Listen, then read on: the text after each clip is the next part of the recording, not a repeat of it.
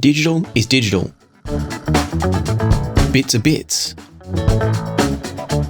It either works or it doesn't. That's what some people will tell you anyway. And I get it. It's hard for me to wrap my head around the fact that changing the power supply in a streamer that is only handling data could actually alter the sound that we hear from the analog signal coming out of a DAC in a completely separate box. Surely having two streamers with the same processor, the same software, and the same outputs would lead to having two products that sound exactly the same because it's all just data, right? So then why would you spend significantly more money for a Lumen 2 for $5,000 when you could just buy the U2 Mini for $2,400? Are you really going to spend more than twice as much for a sexier case, the ability to connect to an optical network setup, which you might not even have, and an extra USB socket? Surely that doesn't make sense. It is easy in this hobby to get the impression that you always have to spend more money to get better sound. I'm not saying that's a truth, I'm saying sometimes you get that impression, but I don't believe that's always the case, and I've had plenty of examples where it's not the case. In fact, there have been some amazing examples just recently with products like the Geshelli Labs J2S DAC, the Schiit Mjolnir 3 headphone amp, and the very recently reviewed Weemamp. All three of those are great examples of products where they perform beyond their price tag and obliterate some more expensive competition. And then there are products like the Weem Pro and the Eversolar DMP A6 that both offer outstanding streaming performance and some additional features for under $1,000 and well under if we're talking about the Weem Pro. So how can Lumen justify the price for their network transports? We're talking digital-only boxes that won't output an analog signal. They'll just take the data from the internet and spit it out as a digital signal into your external DAC. And the answer is by sounding better. It might defy logic for those of us that don't fully understand streaming audio to the level of the engineers that build these sorts of products. And yes, that includes you network engineers that are currently raging at your keyboards. But the reality is that going from a Weem Pro to an Eversolar DMP A6 using external DACs will provide an improved sound from the DMP A6 on a reasonably resolving system. Going from the DMP A6 to the DMP A8 can go one better again. And if you have a high-end DAC in your system that's better than the one in something like the Eversolar DMP A8, then you can choose to spend some money on something like these two Lumen network transports to get even better sound again. But I've gotten a bit ahead of myself, so let's take a step back. This box is the U2 Mini, and this box is the U2. From now on, to keep things simple, I'm going to call this the U2 and the other one just the Mini. Both of these use identical hardware and software for processing and spitting out the audio to your DAC. Both use the same quality of clocks to ensure timing accuracy for the signal, and both offer optical, coaxial SPDIF, BNC SPDIF, USB output, and AES. Where they differ is that the Mini uses a simpler and smaller pressed aluminium case. Now it might not exactly be pressed, but it's not machined like the one on the U2, and so the U2 is a bit sexier, a bit more sculpted, and it's a heavier grade of aluminium. The U2 also has an inbuilt linear power supply compared to a switching power supply inside the Mini, and some say that linear power supplies are better because they don't produce the high frequency switching noise of the switching power supplies, and then others still will tell you that it actually doesn't matter if you've got the right filters in place to prevent that noise from getting through to the rest of your circuits. The full-size U2 does also offer optical networking, which theoretically can prevent noise from coming in through the copper cables that you might otherwise use for networking. And it also frees up the regular RJ45 socket, so you could connect a NAS drive, a network storage device, direct to the RJ45 if that's what you want to do. So you get a little bit more versatility there. In a similar fashion, there's also a dedicated USB connection on the full-size U2 that's designed specifically for connecting to your DAC. And that leaves it with two USB sockets that are more generic that you can connect things like external hard drives to. In the case of the U2 Mini, it's only got those generic USB sockets. According to the Lumen website, the dedicated USB socket on the U2 is also direct coupled. Now, it doesn't go into depth anywhere about what that actually means, but they're saying that it should also lead to better audio quality via that USB connection. We'll test that out, of course. But again, this is all digital. None of this should matter, should it?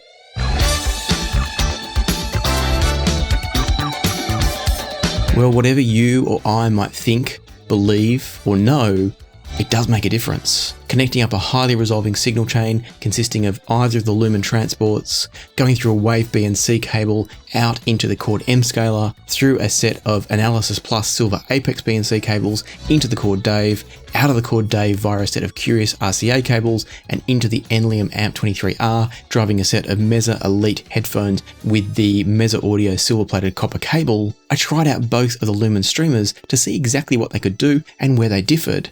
And this test immediately and easily revealed a larger soundstage from the full-size U2. It's more spacious, there's more sense of separation between sounds, it's clearly better. Vocals from the U2 Mini are more inside my head on headphones, and that's going to translate on speakers to a smaller, more intimate soundstage from the Mini and a larger, more expansive soundstage from the full-size U2. The sound's smoother and more refined from the U2, but it still maintains all the same levels of articulation and detail and resolution. You're not losing anything going from the U2 Mini to the full-size U2, you're just gaining extra refinement and a little bit of extra smoothness in the sound.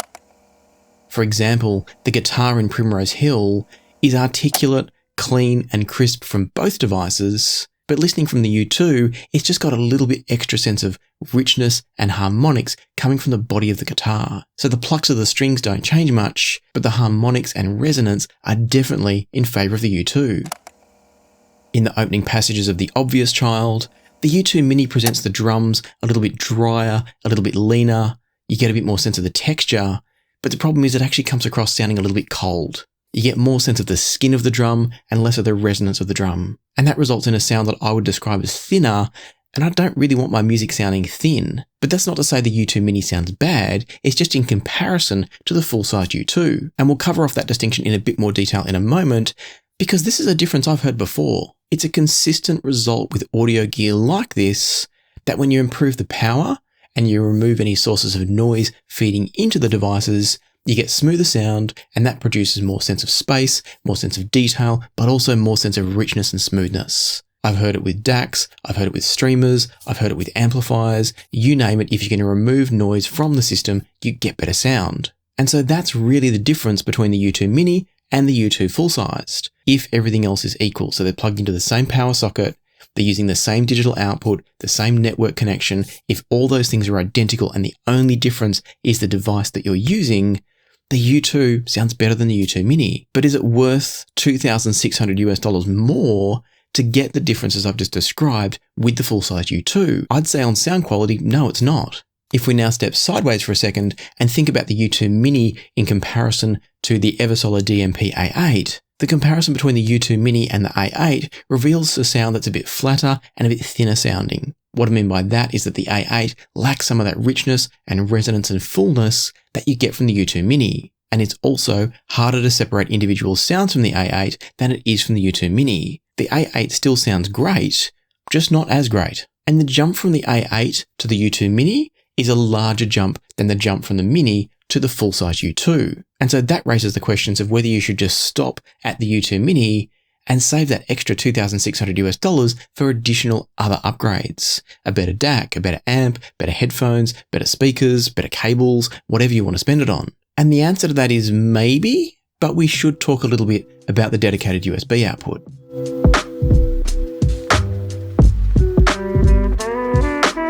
I would discuss the optical network connection too, but I'm not set up for optical networking, so I can't answer any questions about that one. Thinking though about the dedicated USB connection on the U2 though, I kick things off just comparing the generic USB and the BNC, so not yet using that dedicated USB connection. And I think the BNC connection is maybe just a little bit better than those generic USB outputs. And so that tells us that if you choose or have chosen the U2 Mini and you don't have therefore the dedicated USB socket, then you're probably better off running BNC if you've got a high quality BNC cable. The differences are subtle and it could actually just come down to the different cables that I'm using, but I do think the BNC is just a little bit ahead of those generic USB outputs. Of course, it's worth noting here that if you did want to run the excellent upsampling software and output a high sample rate signal from the U2s, then you might want to go with USB to get the benefits of that, and that could well overtake the benefits of the BNC cables. I'm not going to go into oversampling in depth here, but the couple things to know is that the oversampling setup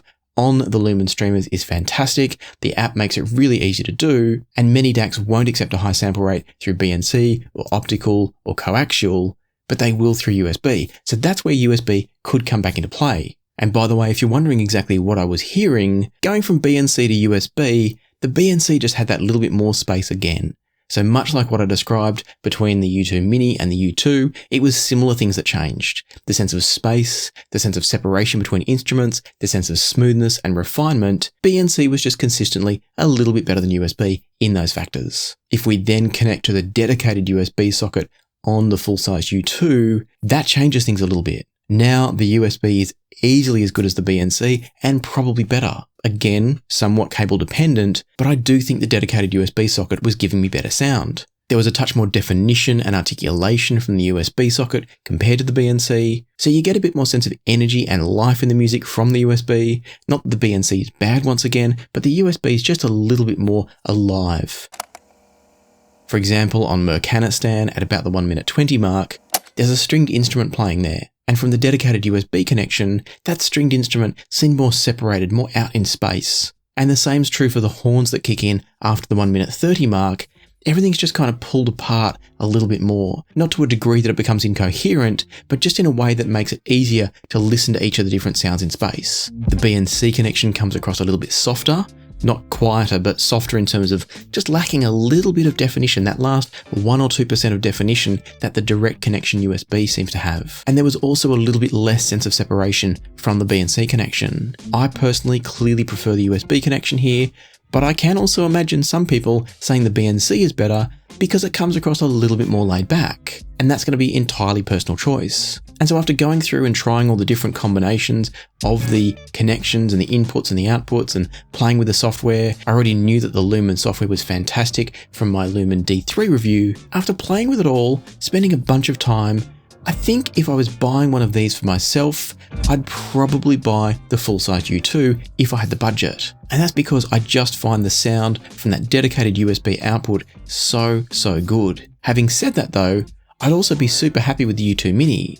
It's easier to fit into a desk or a hi-fi rack because it's significantly smaller, and if you're not looking to use a USB connection, the difference is not massive. Where the differences between these two really start to stretch, in my opinion, is if you're going to use that dedicated USB connection, or if you do have optical networking. Again, I haven't tested that, I can't test that, but I expect it would provide another improvement, keeping extra noise out of the system. For now, I'm still using the Eversolo DMP A8. I think it's great, and I do like all the extra features and functions that it brings, like the EQ and the DSP, and having the ability to run it as a DAC. It's got a touchscreen that's great. It's got lots going for it over and above the U2 Mini, but from a sound quality point of view, the U2 Mini is clearly superior. And so hopefully that clarifies for you the differences and similarities between these two. If you want to know more about the Lumen streamers, you can check out the link down below through to Lumen to read up more on the products. For now though, thank you to channel members, thank you to Patreon members, and thank you to those of you that send super thanks here on YouTube. If you've enjoyed this video and you want to know more about Lumen streaming products,